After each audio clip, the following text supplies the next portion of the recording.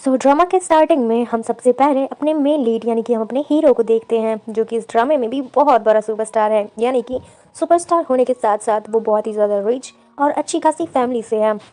और इसका नाम है गुशी। गुशी के पास आज उसका मैनेजर आता है, जो उसे शेड्यूल समझाने की कोशिश कर रहा होता है कि एक नई फिल्म आ रही है, सिटी ऑफ टावर, और वो डिस्पेयर यूनिया को इस प्रोजेक्ट में कोई इंटरेस्ट नहीं था। और वह अपने मैनेजर को कह देता है कि मैंने स्टोरी पढ़ी है और मुझे ऐसा लगता है कि मेरे कैरेक्टर के अकॉर्डिंग नहीं है।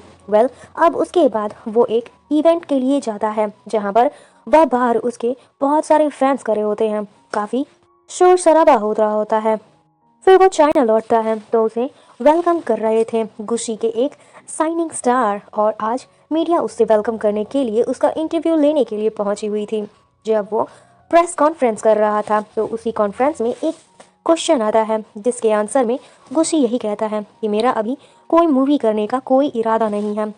मूवी में मैं तो बस मूवी से एक दफ़ा ब्रेक लेना चाहता हूँ। इस बात पर उसके मैनेजर को काफ़ी गुस्सा आता है कि इस तरह की फिजूल स्टेटमेंट देने की इससे क्या ज़रूरत थी। लेकिन गुस्सी जिस तरह से अपने करियर की पीक पर था, लगता था कि वो बहुत ही ज़्यादा फेमस है और उसके नशे में चूर हो चुका है। और अब इसके बाद हम देखते हैं कि हमारी फीमेल लीड, जिसका नाम है शायो जैन, शिया जैन, और अपने डैड की तरह आर्कियोलॉजिस्ट है। यानी कि वो फॉसिल्स की तलाश में काम करती है और उसके डैड बहुत बड़े प्रोफेसर हैं। आज वो उनके साथ ही एक जगह पर काम कर रही होती है कि यहाँ पर उसका पैर ज़रा मुड़ सा जाता है, जिसकी वजह से वह गिरने ही वाली थी कि उसके डैड आगे बढ़ते हैं और अपनी बेटी को बचाते बचाते वह खुद बेचारे बहुत बुरी तरीके से घायल हो जाते हैं। और अब उन्हें तुरंत ही हॉस्पिटल लेकर जाया जाता है। वो इमरजेंसी रूम में जाते हैं।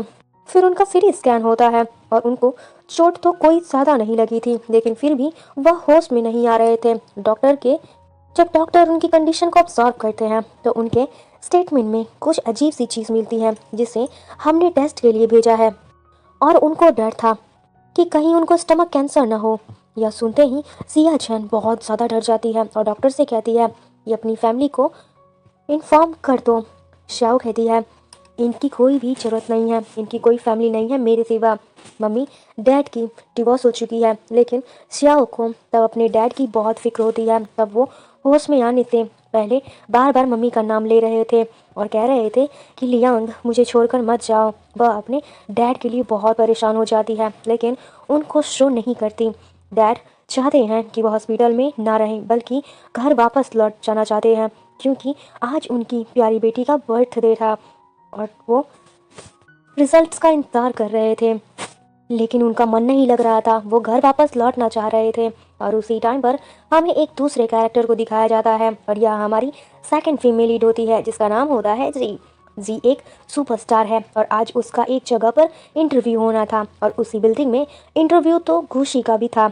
और यहाँ पर गुशी का मैनेजर उसके कहने पर एक चाल चलता है और इंटरव्यू या फिर मीडिया के सामने ले जाने के बजाय गुशी की और जी का आमना सामना करा देता है, वो भी अकेले में। और यही पर हमें पता चलता है कि एक्चुअली यजी जो थी वो गुशी की एक्स गर्लफ्रेंड है। गुशी आज से 3 साल बाद उससे मिल रही थी और आज उसे कहने लगता है कि देखो, जब 3 साल पहले तुमने मुझे छोड़ा था तब मैं कहाँ था, लेकिन आज मैं कहाँ पर पहुँच गया हूँ। उसने बहुत सारे अवार्ड्स भी जीते हैं और अपने फैन के पीक पर है, अपने करियर के पीक पर है। और वो उसे कहता है कि कल जो मैं तुम्हें नहीं दे सकता था, वो आज मैं तुम्हें हर चीज़ दे सकता हूँ तुम्हारे कहते ही। और मुझे लगता है कि अब मैं तुम्हें डिज़र्व करता हूँ। और अब वो उससे फ्रेंडशिप करना चाहता था, अपनी एक्स को बुला नहीं सकता था। लेकिन जी उसकी इन सारी बातों को सुनने के बाद बहुत बुरा मानती है और कहती है कि 3 साल पहले भी तुम नहीं समझे थे कि मैंने तुम्हें क्यों छोड़ा था या फिर मुझे क्या चाहिए था, और अब भी तुम नहीं समझे हो। हम दोनों कभी एक नहीं हो सकते हैं, मुझे अपनी शक्ल भी मत दिखाओ।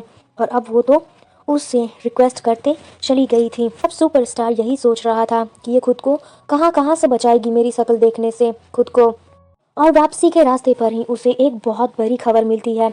वो यही थी कि सिटी ऑफ टावर फिल्म जो उसने रिजेक्ट कर दी है, उससे फिल्म की हीरोइन जी है, उसने प्रोजेक्ट एक्सेप्ट कर लिया। और यहीं पर ही गुशी अपना माइंड चेंज कर लेता है, नखरे में था और अब तरफ सिया अपने घर पहुंच जाती है डैड के साथ। घर का दरवाज़ा खुला हुआ था तो उसे शक हो रहा था कि चोर अंदर घुसे हुए हैं, लेकिन चोर तो नहीं थे। उसके फ्रेंड्स वहाँ पर ज़रूर मौजूद थे जो कि उसके बर्थडे सेलिब्रेट करने के लिए सरप्राइज़ लेकर आए थे, और अब वो सारे लोग इकट्ठे बर्थडे मनाते हैं। डैड काफ़ी ज़्यादा खुश नज़र आ रहे थे, लेकिन इतने में वो न्यूज़ पर देखते हैं कि उनकी एक्स वाइफ यानी कि डायरेक्टर लियांग वो उसी सिटी ऑफ टावर मूवी की डायरेक्टर थी और उसी के बारे में कुछ न्यूज़ दे रही थी। और यह देखते ही डैड अपसेट हो जाते हैं, और बेचारी सिया चंद जो अपने डैड को इस तरह से अपसेट नहीं देख सकती थी, वो सोचने लगती है कि क्यों ना डैड के आखिरी दिनों में मैं मम्मी और डैडी को मिला दूं एक दूसरे के साथ। और यहाँ पर हमें यह भी पता चलता है कि डैड की रिपोर्ट आ चुकी है और उन्हें स्टमक कैंसर था, और वो भी लास्ट स्टेज पर। उनकी सर्जरी भी परफॉर्म करने में बहुत ज़्यादा रिस्क था। आप डॉक्टर्स बस यही मशवरा दिया करते हैं कि वो जितने दिन भी जिंदा रह पाएँ उनकी केयर करो, उनको खुश रखो, उनको हर वक्त हैप्पी रखो। तो वो श्याओ यही फैसला करती है कि वो अपनी मम्मी से मिलने के लिए जाएगी, और जिस तरीके से उसने अपने बचपन के दिन अपनी मम्मी और डैडी के साथ इकट्ठे बिताए थे, वैसे ही अब वो कुछ दिन अपने डैड के लिए यादगार बनाना चाहती थी। जबकि नेक्स्ट ही डे गुशी जा रही थी अपने एक प्रोजेक्ट पर प्रोड्यूसर से मिलने के लिए, लेकिन रास्ते में एक छोटा सा एक्सीडेंट हो जाता है और एक फैन जानबूझ करके उसी गाड़ी से टकरा गया। तो फिर नाटक करने लगा था। उसका मैनेजर उसे संभालता है जबकि वह पैदल ही बिल्डिंग के अंदर जाने लगती थी। उसी बिल्डिंग में उस टाइम पर श्याओ भी आई हुई थी अपनी मम्मी से मिलने के लिए, लेकिन सिक्योरिटी उसे अंदर जाने से रोक रही थी। यहाँ पर वह गुशी को आते हुए देखती है और गुशी यही बताती है कि उसका मैनेजर भी उसके पीछे पीछे है। उसका मैनेजर बन के उसके पीछे पीछे ही स्याओ भी एंटर हो जाती है, और अब वो दोनों लिफ्ट में इकट्ठे खड़े थे। यहाँ पर जी को कुछ अपना सा फील होता है। पहले तो उसे लगा था कि कोई क्रेजी फैन होगी, लेकिन वो कोई एक फैन नहीं थी, उसे भाव तक नहीं देती है। तो कहता है, समझ गया, अगर तू मेरी क्रेजी फैन होती तो इतनी करीब और अकेले में मुझे देखते ही मेल्ट हो चुकी होती। समझ गया, तुम किसी मीडिया हाउस से हो और चटपटी खबरें लाना चाहती हो। अगर किसी बड़े प्लेटफॉर्म से होती तो मुझे पहचान जाती। किसी छोटे न्यूज़पेपर के लिए काम करती हो। ऐसे काम का कोई फ्यूचर नहीं है, इसलिए मैं यही मशवरा देता हूँ कि गॉसिप न्यूज़ छोड़ो और अपने करियर के बारे में सोचो। तुम्हारी उम्र अभी कम है। वो उसे भाषण दिए चला जाता है, जबकि सिया उसकी कोई भी बात सुने बगैर खामोशी से अपना फ्लोर आने पर उतर जाती है। और यहाँ पर हमारे हीरो को फील होता है कि जैसे उसकी थोड़ी इंसल्ट सी हो गई है, लेकिन जैसे ही ऊपर जाती है सियाओ वहाँ के लोगों को पता चल जाता है कि कोई बिना अपॉइंटमेंट के यहाँ पर एंटर हो चुका है, तो वो सिक्योरिटी को अलर्ट कर देते हैं। जबकि दूसरी तरफ मिस्टर लिंग यांग आ जाते हैं और वो हमारे हीरो गुशी के साथ प्रोजेक्ट पर साइन कर लेते हैं। गुशी यही कहता है कि पहले मैंने ये ऑफ़र रिजेक्ट कर दिया था, लेकिन बाद में इसके बारे में मैंने सोचा तो मुझे लगा कि ये रोल मेरे लिए चैलेंजिंग होगा, तो मैं एक्सेप्ट कर लिया हूँ। और अब उसी ऑफिस में कुछ मीटिंग करने के लिए जी भी आई हुई थी, और जैसे ही गुशी उसे देखती है तो अकेले में उसे मिलने का कोई मौका हाथ से नहीं जाने देना चाहती थी। उसका पीछा करने लगता है, जबकि दूसरी तरफ श्याओ के पीछे सिक्योरिटी भरी हुई थी और वो फ्लोर बाय फ्लोर जगह छुपती जा रही थी, और वो एक कमरे के टेबल के नीचे छुपी हुई थी। और वहीं पर जी और गुशी कमरे में घुस जाते हैं। यहाँ पर गुशी कहने लगता है कि अगले महीने तुम मेरी ही फेस देखोगी इस प्रोजेक्ट पर, तो आगे से एक दफ़ा फिर से रिजेक्ट कर देती और कहती कि मेरे दिल में, मेरी ज़िंदगी में तुम्हारे लिए कोई भी जगह नहीं है, प्लीज़ मुझे ओवरकम कर दो। और यहाँ पर दोबारा से गुशी की इंसल्ट हो जाती है, लेकिन तब वो ज़्यादा हैरान हो जाती है जब उसी टाइम पर ही सियाओ के फ़ोन की बेल बज जाती है। वह देख चुका था कि यहाँ पर शिया थी, जो कि यह न्यूज़ सुनते ही वहाँ से भाग जाती है। और बेचारी खुशी परेशान थी कि कल देखना सुबह ही सुबह हेडलाइन क्या लगेगी मेरे और ची के अफेयर के बारे में। दूसरी तरफ हमें लिन यान को देखते हैं। उसके डैड वो बहुत ज़्यादा खुश नज़र आ रहे थे और वो अपने बेटे लिनजिन के लिए भी काफ़ी परेशान थे। कहते कहते हैं कि वो अब्रॉड चला गया था, वापस क्यों नहीं आता। आज से ही वापस बुलाने का इंतज़ाम किया जाए। और उसके साथ सिक्योरिटी आ रही थी जो उसे इस तरह से लेकर के आ रहे थे कि कहीं ये भाग न जाए। और लिन सिंह को लगता है, वो मन में मन ही सोचने लग जाती है कि वापस आने को जैसे ही मौका मिलता है वो लिफ्ट से भाग जाता है और उसी टाइम पर दोनों सिक्योरिटी की और साथ ही साथ लिन और श्याओ की टक्कर हो जाती है, जिसमें से हर कोई भागने की तैयारी में था। लिनजिन ने तो पहले ही नज़र में श्याओ को पहचान लिया था। वो उसका हाथ पकड़ता है और उसे सिक्योरिटी से बचाता हुआ अपने साथ भगाता हुआ बाहर ले जाता है। और यहीं पर उसे अपने बचपन के दिन याद आ रहे थे और वो श्याओ जैन दोनों एक ही स्कूल में थे। लेकिन श्याओ को लगता है कि उसकी कोई यादें नहीं थी और वो एक जगह रुकती है और कहती है कि तुम मुझे यूज़ करके अपनी सिक्योरिटी से बच रहे हो, लेकिन इससे ज़्यादा मैं तुम्हारी हेल्प नहीं कर सकती। पर फिर भी लिनजिन उसे नहीं छोड़ता और हाथ पकड़ता है और ज़बरदस्ती उसे स्कूल बस में अपने साथ बिठा लेता है। और यहाँ पर स्कूल के बच्चे भी, टीचर भी उसकी ठीक ठीक क्लास लगाते हैं और वह अगले स्टॉप पर उतर गए थे। बचपन में भी कुछ उन्होंने इसी तरीके की हरकतें की थी, जिसकी वजह से अब श्याओ जैन उसे पहचान जाती है और वो लिनजिन दोनों इकट्ठे एक कैफे में बैठ जाते हैं और अपने पुराने दिनों को याद करते हुए 10 साल बाद वो दोनों एक दूसरे से मिले थे। और डिज़ाइनर को देखते हैं जिसे कुछ टाइम पहले कुछ टास्क दिया गया था। गुसी रिसेंटली अब्रॉड से सारे प्रोजेक्ट ख़त्म करके आया था और वह वापस लौटना चाहता था। डिज़ाइनर को लगता था कि ये इतना अवेयर नहीं होगा, लेकिन वो जो भी डिज़ाइन दिखाता था गुसी उसी टाइम पर उसे दिखा देता था कि ये कुछ मॉडल्स ने पहले ही पहने हुए हैं, इसीलिए ना समझो कि मैं तुम्हें अपना कोई भी कॉन्ट्रैक्ट दोबारा दूंगा, तुम फायर हो गए हो। और मैनेजर भी हाथ खड़े कर देता है और कहता है कि गुसी जब एक दफ़ा फैसला कर लेता है तब किसी को भी नहीं सुनता। वह अब दूसरी तरफ हमें दिखाते हैं कि सायो को वो घर आती है और बेचारी ने आज बहुत कोशिश की थी, लेकिन अपनी मम्मी डायरेक्टर रियांग को अभी तक नहीं देख पाई है, ना ही मिल पाई है। यहाँ पर उसका छोटा भाई उसे समझाने की कोशिश करने लगा कि तुम हिम्मत ना हारो, एक दिन तुम ज़रूर सक्सेसफुल होगी। और यहीं पर हमें पता चलता है कि एक्चुअली उसका रियल सिबलिंग नहीं है, गोद लिए गए थे, उसके डैड ने उन्हें अडॉप्ट किया था। ये दोनों अनाथ थे और यहाँ पर उसकी छोटी सिस्टर उसकी हेल्प करती है और उसे बताती है कि इंटरटेनमेंट कंपनी में बहुत सारी रिक्वायरमेंट्स निकली हैं, तुम इनके लिए अप्लाई कर सकती हो और मैं तुम्हारी हेल्प करूँगी। दूसरी तरफ दिखाते हैं कि इंटरटेनमेंट के हायर्स को जो भी दोनों लिन ब्रदर्स थे वो यहाँ पर छोटे भाई को भी ज़बरदस्ती पकड़कर डैड के सामने हाजिर कर दिया जाता है। डैड उसे काफ़ी डांटते हैं कि तुम्हें इतना पकड़ के लाया जाता है, तुम सीरियस क्यों नहीं होते अपनी लाइफ में, अब मैं बूढ़ा हो गया हूँ, अपने भाई की हेल्प किया करो इस एम्पायर को संभालने के लिए। लेकिन लगता है कि लिनजिन का इस काम में कोई भी इंटरेस्ट नहीं है, वो इनकार करता है।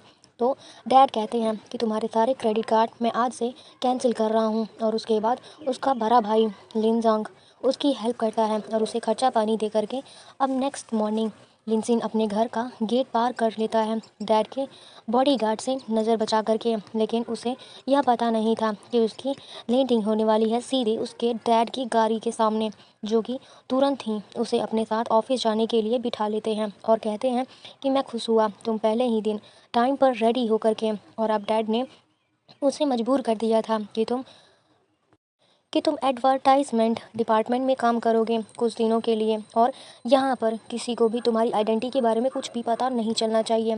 मैं चाहता हूँ तुम अंडर कवर काम करो और काम सीखो। जबकि उसी टाइम पर श्याओ भी ऑफिस में पहुँच भी हुई थी और एक पोस्ट पर अप्लाई करने के लिए, और वो पोस्ट कोई और नहीं थी बल्कि गुसी के असिस्टेंट बनने के लिए। एक्चुअली गुसी ने 5 दिनों में 5 असिस्टेंट को फायर कर दिया था। एक्चुअली वो 5 सेम ही केस था।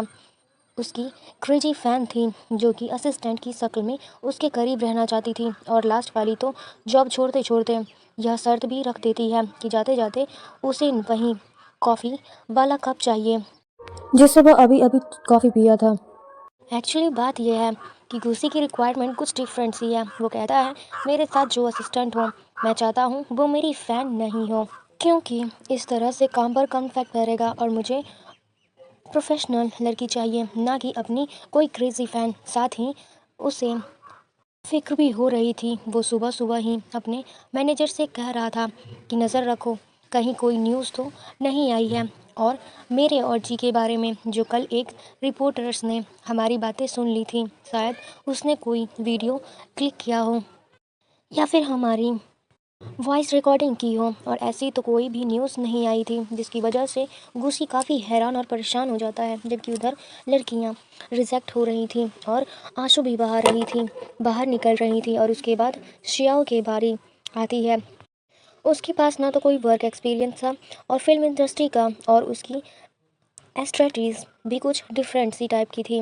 लेकिन वो साफ साफ बता देती है कि गुशी की मैं कोई फ़ैन नहीं हूँ, बल्कि मैं डायरेक्टर लिया की फ़ैन हूँ। और मुझे लगता है कि मुझे उनके साथ काम का मौका मिलना चाहिए, यही मेरी लक होगी। मैनेजर भी उस वक्त यह सारा सीन देख रहा था जब गुशी ने एक लड़की की हेल्प करी थी, और उसका क्या सपना था यह भी वह देख चुका था।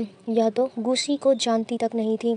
और वो जब बाहर निकली थी तो लगा था कि वो रिजेक्ट हो चुकी है। लेकिन वहीं पर मैनेजर उसे बुला लेता है और वो कहता है कि मैंने तुम्हारा इंटरव्यू देखा है और मुझे लगता है कि तुम बेस्ट डिज़र्व करती हो गुसी की असिस्टेंट होना, इसीलिए तुम हायर की जाती हो। जबकि उधर लिनजिन भी ऑफिस में आज पहले टीम काम कर रहा था और अपना नाम बदल करके उसने अपना नाम शिव रखा था। और अब सबसे जूनियर होने की वजह से वहाँ पर लोग उस पर काम का बहुत सारा बर्डन डाल रहे होते हैं। और फिर मैनेजर तुरंत ही ले करके आ जाता है और गुसी और श्याओ को मिलाने के लिए।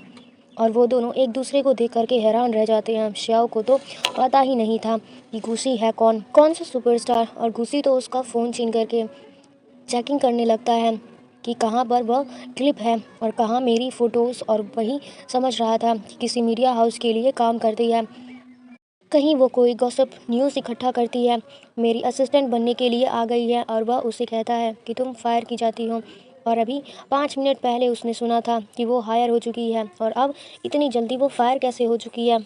और वो इस चीज़ को एक्सेप्ट नहीं कर पाती है, लेकिन करती भी तो क्या करती। गुसी उसे पहली दफ़ा बुरा तो लगा था, लेकिन उसकी मम्मी डायरेक्टर लियांग, उन्होंने खुशी के साथ ही अगले बहुत सारे महीने काम करना है। और अपनी मम्मी तक पहुंचने के लिए उसे कड़वा घूंट तो पीना ही पड़ेगा। और अब ऑफिस से निकाल दी गई थी। थोड़ी देर बाद उसे बाहर लिनजिंग नज़र आता है, जिसे वह रिक्वेस्ट करने लगती है कि मैं गुशी की असिस्टेंट रहना चाहती हूँ, प्लीज़ मेरी हेल्प करो। और ऑफ कोर्स लिनजिंग के लिए तो ये कोई भी प्रॉब्लम नहीं था। वो सीधा जाता है और अपने भाई के पास और यंग और अपने छोटे भाई की बात को बिल्कुल भी नहीं डालता। और अब थोड़ी देर के बाद खुशी को पता चलता है जो कॉन्ट्रैक्ट उसने तोड़ा था, पहले साइन किया था, उसके अंदर यही टर्म्स थे। खुशी को एंटरटेनमेंट कंपनी के साथ काम करते हुए उसके प्रोजेक्ट के असिस्टेंट और उनका टीम क्रू, वो सारा कुछ वही सेलेक्ट करेगा। और उन्होंने सेलेक्ट कर लिया है उसके लिए। और वो शिया को सोचता है कि मैं कितनी ज़्यादा स्टूपिड थी, जो कि पीछे ऐसा कॉन्ट्रैक्ट मैंने कैसे साइन कर लिया और यही टर्म्स ही पढ़ी। लेकिन वह साथ साथ यह भी फैसला कर लेता है कि 5 दिन के अंदर अंदर इस लड़की को मैं इतना तंग करूँगा कि यहाँ से भाग जाएगी। वेल, अब नेक्स्ट सीन में हम देखते हैं कि बेचारी श्याओ का फर्स्ट डे था और इतने सारे वर्क रूटीन पर। और उसी टाइम पर लिनजिन भी ऑफिस आ रहा था। उन दोनों का आमना सामना बिल्डिंग के बाहर होता है। लिनजिन बेचारा बहुत थका हुआ था और आज वह बस पकड़ कर आया था डैड के ऑर्डर से। और इस बात पर शिया जन काफ़ी ज़्यादा हंसती है। उन दोनों को इकट्ठे खड़े हुए देख लेता है गुशी, और वह समझ जाता है कि यह इस कंपनी के हायर की फ्रेंड है, और इसीलिए तो इतनी सिफारिश के बाद मेरे साथ ज्वाइन की है।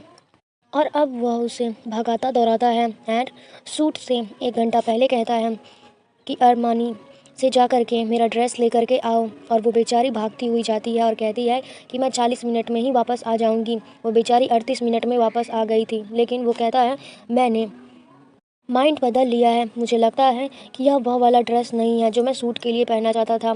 अब यह देख करके श्याओ को गुस्सा तो बहुत आया था। उसका तो मन कर रहा था कि उसके फेस पर एक पंच मारे और उसके घमंड को पूरा चूर चूर कर दे।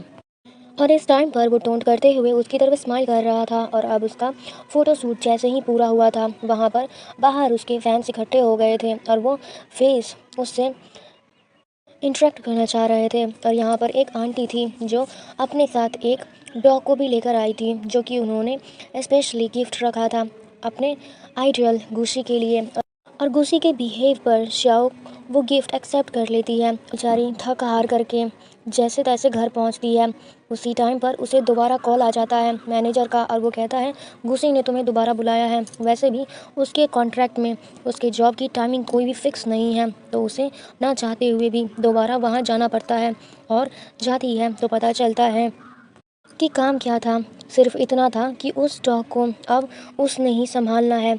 वो बहुत गुस्सा करती है, और अगर आपको ये पसंद ही नहीं था तो आपने क्यों लिया। लेकिन गुसी का कहना था कि फ़ैन का इतना प्यार मैं रिजेक्ट कैसे कर सकता हूँ, लेकिन अब संभालोगी तो तुम ही, क्योंकि अब मेरे पास कोई टाइम तो है नहीं जो मैं इसे सिखाऊंगा या संभालूंगा। अब श्याओ भी काफ़ी ज़्यादा गुस्सा हो जाती है और चिड़चिड़ी होने लगती है, लेकिन जानबूझ करके उसी के नाम से मिलता जुलता नाम डॉग का रख देती है। अब थोड़ी देर बाद मैनेजर श्याओ के पास आता है और उसे कहने लगता है कि एक्चुअली गुसी का एक बुरा इंसान नहीं है। मैंने बचपन से लेकर के अब तक उसे देखा है। इस पॉइंट तक पहुंचने के लिए उसने बहुत से लोगों को देखा, तरह तरह के इंसान मिले, और उसे इसलिए वो थोड़ा सा रूड हो चुका है। और साथ ही साथ हिम्मत बढ़ाने के लिए कहने लगता है कि डायरेक्टर लियांग से 3 दिन बाद उसकी मीटिंग है।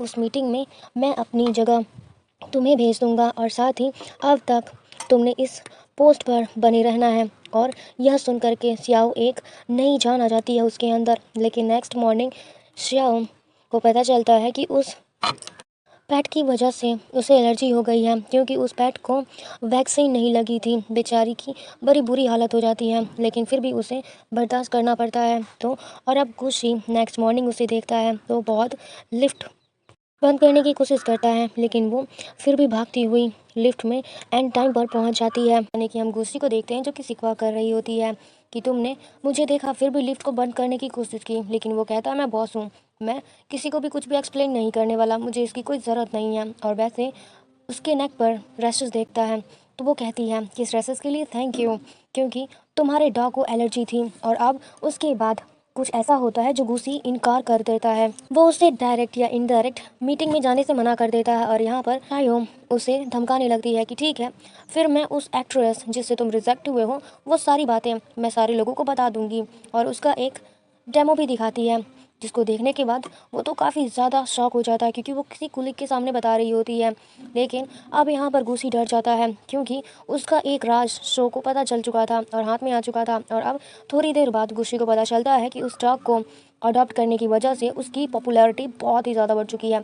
सोशल मीडिया पर लोग भर भर के कमेंट कर रहे हैं। इसी टॉपिक पर डिस्कस करने के लिए उसके साथ एक इंटरव्यूअर आया था, और आज असाइन किया हुआ था। और अब इस इंटरव्यू के बीच में वो लोग यही चाहते थे कि उसकी पापी के साथ गुसी के साथ कुछ फ़ोटोज़ भी ली जाए, लेकिन गुसी ने तो अभी तक उससे दोस्ती लगाई थी ही नहीं, और उस पपी की दोस्त सिर्फ शायो से थी। और अब शायो उसकी गोद में उस पपी को लेकर के जा कर के बिठा देती है, लेकिन वो फ्रेंडली नहीं हो रहा था। उसके सारे ट्रिक्स तो श्यो को पता थे, लेकिन यहाँ पर उसे नज़रों ही नज़रों में प्रॉमिस कर लेती है कि वह उसे मीटिंग में लेकर जाएगा। तो वो बहुत जैसे उस डॉग को हैंडल करके उसके साथ बहुत अच्छी अच्छी गुशी की फ़ोटोज़ क्लिक करा देती है। और शिया और भी ज़्यादा डर जाती है, काफ़ी डरी हुई थी गुशी मुकर जाएगा। लेकिन वो कहता है कि मैंने जो एक बार बोल दिया वो मैं पूरा करता हूँ। फिर नेक्स्ट डे वो उसे उसके साथ मीटिंग में ले गया था, लेकिन वहाँ पर उसे कह देता है कि ये बहुत बड़ी डायरेक्टर है, चाइना की सबसे बड़ी, इसके सामने कोई भी कांड मत कर देना। और फिर थोड़ी ही देर में डायरेक्टर लिया आने वाली होती है, और उन्हें देखते ही शियाओ बहुत ही ज़्यादा मुश्किल से अपने इमोशंस को काबू करती है। 8 साल बाद अपनी मम्मी को वो अपने सामने देख रही थी, लेकिन डायरेक्टर लियांग को तो जैसे कोई फ़र्क ही नहीं पड़ता है उन्हें देख करके। उन्हें तो ऐसा लग रहा था कि शायद उन्होंने इसको पहचाना भी नहीं है, ये मेरी अपनी बेटी है। श्रेया का बहुत मन करता था कि वह उनको मम्मी बोले, लेकिन इतने में मीटिंग स्टार्ट हो जाती है, और यहाँ पर वो लोग बहुत प्रोफेशनली डिस्कशन करने लगते हैं। और गुसी और डायरेक्टर लियांग की आपस में बहुत अच्छी अंडरस्टैंडिंग भी हो जाती है। काम से रिलेटेड मीटिंग ओवर होने पर जब डायरेक्टर लियांग वहाँ से जा रही थी, तो इसके पीछे पीछे श्याओ जा करके उनको रोकती है और कहती है कि आपको एक पर्सनल बात करनी है, लेकिन वो इंसान कह देती है कि मैं ऑफिस में पर्सनल बातें नहीं करती। फिर भी श्याओ से रहा नहीं जाता और वो उनके पीछे दौड़ती हुई बाहर आ जाती है और उनको मम्मा कह देती है। लेकिन आगे से डायरेक्टर लियांग बिना कोई भावनाएं दिखाए उनको कह देती हैं कि अगर तुम अपने डैड के लिए आई हो तो इतना बता दूं कि हमारा जो भी रिश्ता था वो लीगली भी ख़त्म हो चुका है और साथ में इमोशनल भी। और आइंदा से इस ऑफिस में मुझे मम्मा मत बोलना, और मैं डायरेक्टर ली हूँ।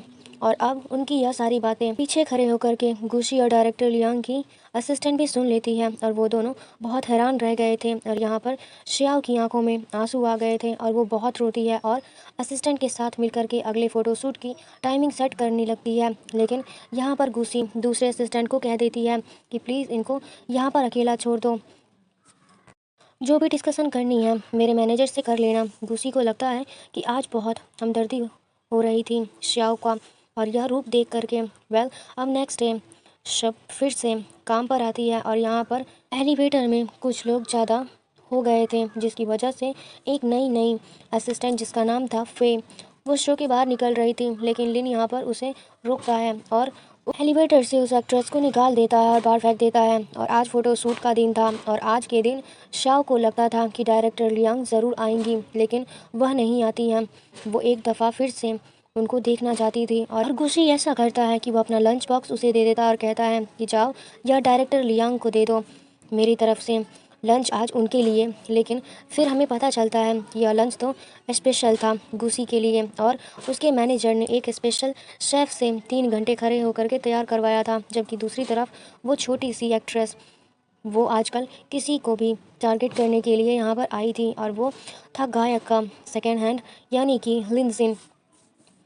लोग सारी लिस्ट तैयार करते हैं, उन्हें पता चलता है कि किस किस का नाम लिन है और उसको यह भी अंदाज़ा था कि उसके डैड ने उसको किसी छोटे डिपार्टमेंट में काम करने के लिए भेजा होगा। और अब वो लिन जिन की तलाश में निकल पड़ते हैं, जबकि उधर दिखाते हैं अपनी मम्मी को लंच बॉक्स देने के लिए आ जाती है और मौका पाकर अपनी मम्मी से कहने लगती हैं कि डैड को स्टमक कैंसर है, मैं चाहती हूँ कि थोड़े दिन आप दोनों इकट्ठे गुजारें, मैं एक फैमिली को दोबारा से देखना चाहती हूँ। लेकिन उसकी मम्मी कोई भी रिस्पॉन्स नहीं देती है और यही कहती है कि हमारा रिश्ता अब ख़त्म हो चुका है। लेकिन इतना ज़रूर करती है कि एक बहुत बड़े कैंसर के डॉक्टर से कार्ड दे देती है और बोलती है कि अगर तुम्हें फाइनेंशियली हेल्प चाहिए तो मेरी असिस्टेंट से बात कर लेना। और यह बात सुनते ही श्याओ की आंखों में आंसू आ जाते हैं। लेकिन उसकी मम्मी को लगता था कि इन चीज़ों से कोई फ़र्क नहीं पड़ता, वो वहाँ से चली जाती हैं। श्याओ तो बस रोती रोती वापस फ़ोटो शूट पर पहुंचती है और यहाँ पर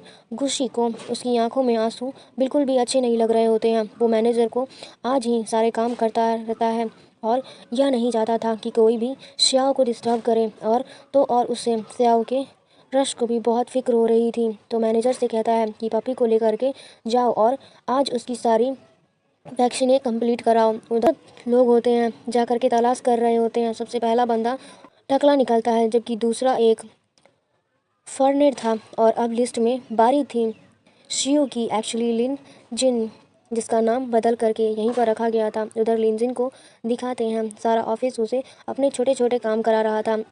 डिटेल के बाद वो लेने के लिए गया हुआ था, उधर इसी की तलाश में थी। जैसे ही वो यहाँ पर श्याओ को आता हुआ देखती है तो बदला लेने के लिए खराब एलिवेटर के सामने से सिग्नल हटा देती है और उसे लिफ्ट में उसे चढ़ा देती है। और अब उसके साथ लिन सिन भी उसी लिफ्ट में चढ़ चुका था और यहीं पर उसे पता चलता है कि यही लिन शू लिंच। और अब एलिवेटर तो ख़राब हो गई थी और दोनों अंदर डर रहे थे। अब थोड़ी देर बाद उनको लिफ्ट से रेस्क्यू कर लिया जाता है, लेकिन वो दोनों हैरान थे कि अगर यह एलिवेटर ख़राब था तो इसके बाहर का सिग्नल किसने हटा दिया, किसने गायब किया। अब जल्दी से वहाँ से चली जाती है, लेकिन लिफ्ट से उतरते समय उसका फ़ोन वहीं पर गिर गया था, तो वह लिनजिन उठा लेती है और उधर के उस टाइम पर लिनजिन के ऑफिस में बैठी हुई थी और वो उसका तो कंपनी का अलग हायर हुआ था। सारा ऑफिस भी इस मंजर को देख रहा था।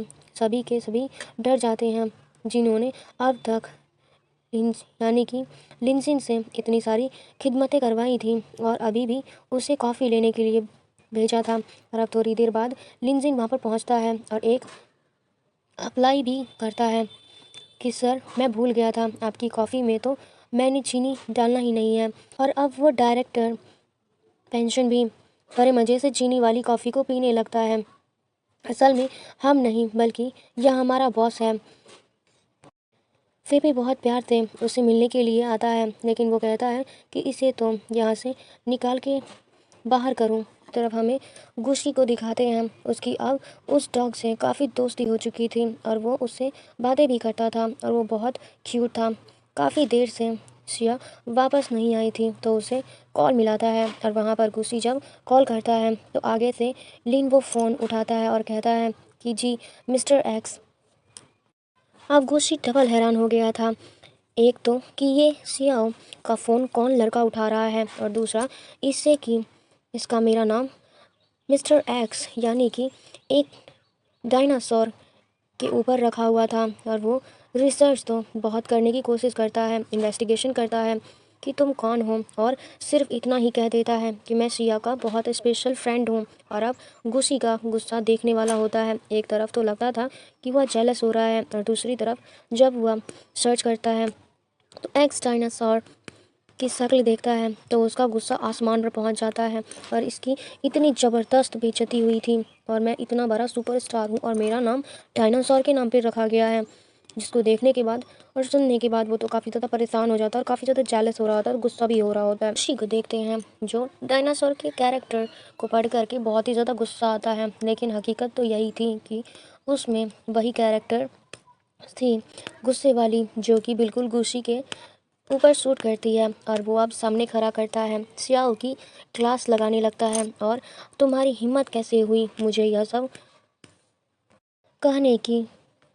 सभी बहुत चालाक थी और कहने लगती हैं कि देखिए आप कितने फेमस हैं, और अगर कोई आपकी क्रेज़ी फ़ैन मेरा फ़ोन चुरा ले और उसका नंबर निकालने की कोशिश करें तो कॉन्टैक्ट में मैंने ऐसा नेम सेव किया था कि कोई आपको पहचान ही ना सके। श्याओ काफ़ी स्मार्ट थी। वेल अब यहाँ पर ऐसा होता है कि वो जो छोटा सा पपी था झुनझुन, उनसे वहाँ पर कुछ काम ख़राब हो जाता है जिसकी वजह से श्याओ को बहुत साफ़ सफाई करनी पड़ती है। और अब उनकी एक्सरसाइज रूटीन के अकॉर्डिंग उनको वर्क एक्सरसाइज करने के लिए हेल्प कर रही थी। लेकिन यहाँ पर मैनेजर भागता हुआ आता है और उनसे कहने लगता है कि श्याओ कोई इमरजेंसी हुई है तुम्हारे डैड के साथ और वो हॉस्पिटल में है। एक्चुअली श्याओ के पास तो अपना फ़ोन था ही नहीं, उसका फ़ोन गुम हो चुका था, तो इसीलिए इमरजेंसी में कॉल उसके मैनेजर को भी की गई थी। और वो जब हॉस्पिटल पहुंचती है तो पता चलता है कि उसके डैड का एक दफ़ा कैलेक्स कर दिया गया था। और यही बात पता चल जाती है उसकी दूसरी सिबलिंग्स को भी। काफ़ी नाराज़गी होती है, श्याओ तुमने हमसे ये सब क्यों छुपाया, ये हमारे डैड नहीं लगते। लेकिन इतने में डैड भी होश में आ जाते हैं और कहने लगते हैं कि श्याओ की कोई गलती नहीं है, मैंने ही इसे मना किया था कि तुम दोनों टेंशन में आ ना जाओ।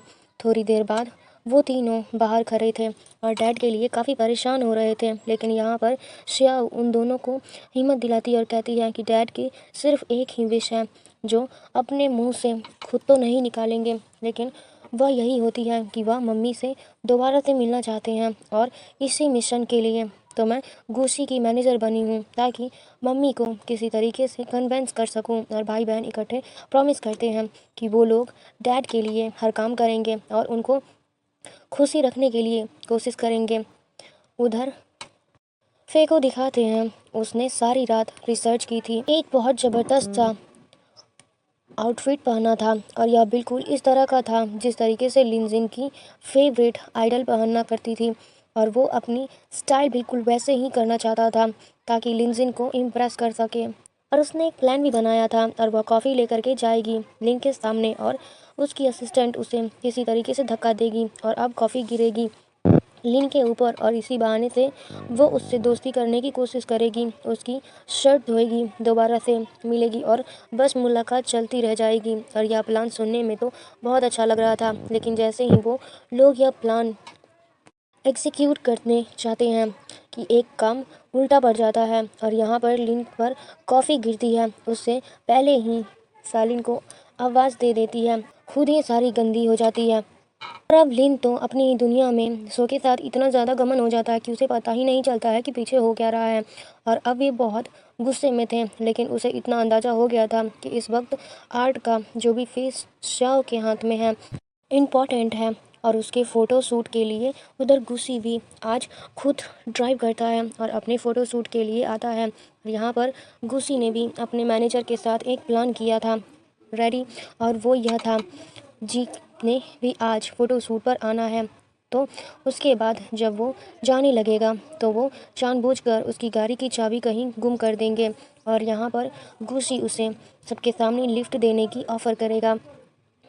अफसोस वो रिजेक्ट नहीं करेगी, और ऑफ कोर्स वो रिजेक्ट नहीं करेगी। और साथ ही उसे यह भी पता चलता है कि गुस्सी की जो भी अभी तक सिग्नल्स हैं इतने सालों में उसका कोई बॉयफ्रेंड नहीं रहा होगा, और शायद वो भी मुझे अभी तक दिल से निकाल नहीं पाई होगी। इसी फे आती है और शूटिंग में और उस 8 पीस को गिरा करके तोड़ देती है, जो कि फ़ोटो शूट के लिए बहुत परफेक्ट था और श्याओ की जिम्मेदारी थी। और अब जैसे ही वह लोग देखते हैं कि इतना मास्टरपीस यहाँ पर टूटा पड़ा है तो डायरेक्टर लियांग सारे क्रू पर गुस्सा करने लगते हैं। लेकिन इन द एंड पता चलता है कि यह सब उसकी अपनी बेटी श्याओ की वजह से हुआ है और यह उसके हवाले किया गया था। वो उसे बहुत डांटती है, लेकिन यहाँ पर मैनेजर और गुस्से श्याओ की साइड लेते हैं और उसे कुछ भी नहीं कहने को बोलते हैं।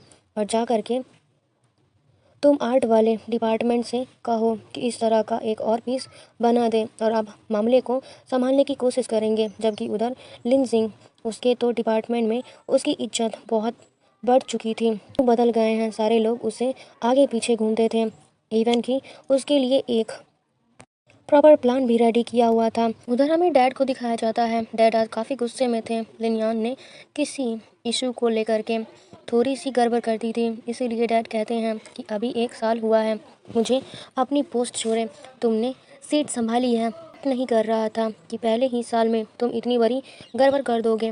लिनयान को काफ़ी इंसल्ट फील होता है, क्योंकि साथ ही में एक अंकल भी बैठे हुए थे। लेकिन वो बाहर जाकर के सारा गुस्सा अपने असिस्टेंट पर निकालता है। और फिर हमें एक और बात पता चलती है, और वो था कि एक्चुअली मिस्टर लिन की 2 बेटे लिनयान और लिनजिन दोनों अलग अलग मदर से हैं, यानी कि वो स्टेप ब्रदर्स हैं। लिनयान की माँ तो डिवोर्स हो चुकी है। और यहाँ पर हमें एक और बात पता चलती है कि डैड कहते हैं कि मैंने दोनों बेटों में इक्वली प्यार किया है, लेकिन फिर भी कहीं ना कहीं उन्हें ऐसा लगता था कि मेरा छोटा बेटा लिनजिन वो ज़्यादा डिजर्व करता है, लेकिन उसके अंदर पोटेंशियल लिनजिन से भी ज़्यादा है। लिनजिन की हरकतें उन्हें कहीं ना कहीं थोड़ी सी सस्पिशियस करती थी, जैसे डैड के बाद कहीं मोस्ट कैपेबल पर्सन है और इस कंपनी को संभालने के लिए, लेकिन डैड को ऐसा नहीं लगता था। उधर डैड के पास वो प्लान भी पहुंच चुका था जो कि लिन के नाम से किसी और ने सबमिट करा था। डैड पर्सनली उसे देखने के लिए जाते हैं। देखते हैं तो वो आगे वो बड़े मज़े से कोई वीडियो देख रहा था फ़नी वाली। ऊपर से डैड उसे पकड़ लेते हैं कि यह प्लान उसने रेडी नहीं किया है। वो डिटेल्स पूछते हैं तो पता चलता है कि वाकई लिन को तो इस प्लान की कोई भी डिटेल्स पता ही नहीं है, और वो उसे अपने ऑफिस में खड़ा करते हैं और सबके सामने खड़ा करके उसे काफ़ी डांट भी देते हैं। और हैं कि तुम्हारी हिम्मत कैसे हुई, मैंने तो तुम्हें अंडर कवर रखा हुआ था। और यहाँ पर लिनजिन की डैड से भी लड़ाई हो जाती है और कहता है कि मैं यहाँ पर काम ही नहीं करना चाहता। पर डैड भी गुस्सा में आकर के कहते हैं ये जो नई फिल्म रिलीज़ होने वाली है सिटी ऑफ टाइम, अब यह प्रोजेक्ट मैं तुम्हारे हवाले करता हूँ। लिनजिन वो प्रोजेक्ट इतना बड़ा था, लेकिन उन्होंने लिनजिन का हाथ में दे दिया था कि जब तुम पर बड़ी जिम्मेदारी पड़ेगी तो तुम दिखाओगे कि तुम कितने कैपेबल हो और सीरियस हो जाओगे। और अब ऐसा लग रहा था कि यह बात लिनयान को अच्छी नहीं लगी, लेकिन लिनजिन कौन सा खुश था। उधर श्याओ जाती है और आर्ट डिपार्टमेंट में लेकर के वो कहने लगती हैं कि हम पर पहले काम का बहुत बर्डन है, अगर तुम यह दोबारा से पीस बनवाना चाहती हो तो सबसे पहले जाकर के डायरेक्टर लियांग से बात करो, स्पेशल परमिशन ले जाओ तो हम बना देंगे। और यह कहने की तो हिम्मत नहीं थी श्याव ने। उधर दिखाते हैं फ़ोटो शूट चल रहा होता है जिसे काफ़ी एंजॉय कर रही होती है, और इसी बीच यहाँ पर मैनेजर आता है। उसकी कार की चाबी इधर उधर देख रहा था। वो लोग सूट से जैसे ही फ्री होने लगते हैं अर्जेंटली किसी और जगह पर जाना पड़ता है, लेकिन उनकी गाड़ी की चाबी ही नहीं मिल रही होती है। वो काफ़ी परेशान होती है और यहाँ पर मैनेजर ऑफ़र करने लगता है कि मिस्टर गुशी ने भी उसी तरीके से जाना है और वो आपको लिफ्ट दे देंगे। लेकिन जी को शक होने लगा था कि एकदम से मेरे बैग से चाबियाँ कहाँ गायब हो गई। वो कहते भी है कि मैं सिक्योरिटी कैमरा चेक करवाऊंगी। मैनेजर को अपनी फिक्र पड़ जाती है और वो ऐसा करता है कि श्याओ को अपने साथ मिलाता है और वो चाबियाँ उससे निकलवा कर जी के ही दूसरे कपड़ों में जा कर के रखवा देता है और थोड़ी देर बाद उससे आ कर के कहने लगता है कि कैमरा चेक करने से पहले आप लोग अपनी चीज़ों तो अच्छे से देख लो। वो चाबियाँ कहीं हो सकती हैं कि आपके पास हो। वहाँ से निकल जाती है और गुशी बस देखता रह जाता है, जबकि उधर डायरेक्टर लियांग देखती है कि उनकी बेटी शिया खुद ही किसी से मेहनत करके उस पीस को जोड़ने की कोशिश कर रही होती है। और यहाँ पर शिया को पता चलता है कि वो पापी जुनजुन वहाँ से कहीं मिसिंग हो गया है, बल्कि वो नीचे फाउंटेन के पास जाकर के पानी में खेल रहा था। और अब शिया और गुशी दोनों भागते हुए जाते हैं और उस पपी को बचाने के लिए उसे बचाते बचाते सियाओ के हाथ में एक घाव भी हो जाता है और उसे बिल्डिंग में हो रही होती है। और यहाँ पर गुशी उसकी बहुत फिक्र करता है और उससे पूछने लगता है कि क्या तुम ठीक हो, लेकिन वो अपना जख्म छुपा करके साइड पर चली जाती है। और अब थोड़ी देर बाद वो वापस घर पहुँच करके पपी को नहला रही थी, लेकिन उसके हाथ पर चोट लगी थी और उसकी वजह से ही वो पपी बार बार उसके हाथ से छूट जाता था। तो यहाँ पर गुसी भी बात टब में उसके पास पहुँच जाता है और यहाँ कहता है कि मैं इसे होल्ड करूँगा और तुम नहलाओ। इसी बीच गुसी के ऊपर पानी गिर जाता है और यहाँ पर वो दोनों एक दूसरे के साथ ही शरारत में खेलने लग जाते हैं। पपी तो नहाया ही नहाया था। वो दोनों भी पूरी तरीके से भीग चुके थे और अब थोड़ी देर बाद जब शिया और पपी को ड्राई कर रही थी तो तब वहीं पर गुशी को अपना ख्याल आता है, जिसके हाथ पर चोट लगी थी। और वो जाता है और उसकी चोट पर मलहम लगातार मलहम पट्टी करता है। इसी रोमांटिक सीन के साथ हमारा ये पार्ट भी खत्म होता है। आई होप कि मेरा वीडियो काफ़ी अच्छा लगा हो, और लगा है तो प्लीज़ एक लाइक कमेंट शेयर सब्सक्राइब ज़रूर करें। Thank you so much for watching. मिलते हैं अगली वीडियो में, तब तक के लिए बाय बाय। गुड